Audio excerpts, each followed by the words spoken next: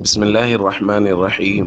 عن زيد بن أرقم رضي الله تعالى عنه قال قال رسول الله صلى الله تعالى عليه وسلم: أنا تارك فيكم الثقلين أولهما كتاب الله فيه الهدى والنور، ثم قال: وأهل بيتي أذكركم الله في أهل بيتي أذكركم الله في أهل بيتي. رواه مسلم۔ رسول اللہ صلی اللہ علیہ وسلم نے ارشاد فرمایا، میں تمہارے اندر دو مضبوط اور وزنی چیزیں چھوڑ کے جا رہا ہوں۔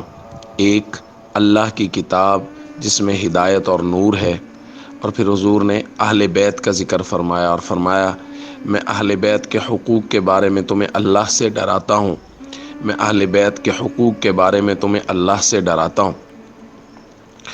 دوستو، پچھلے کچھ دروس میں ہم نے صحابہ کرام کی اتباع اور پیروی کے متعلق احادیث پڑھی۔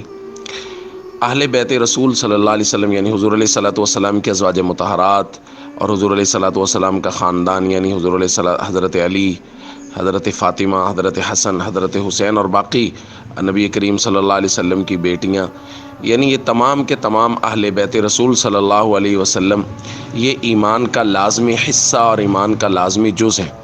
اگر کوئی آدمی صحابہ کرام کو مانتا ہے لیکن اہل بیت کا کسی بھی درجے میں انکار کرتا ہے تو اس کا اسلام سے کوئی تعلق نہیں ہے، اس کا مذہب سے کوئی تعلق نہیں ہے۔ اور جو آدمی صرف اور صرف اہل بیت کو مانتا ہے اور صحابہ کا انکار کرتا ہے، اس کا بھی اسلام سے کوئی تعلق نہیں ہے۔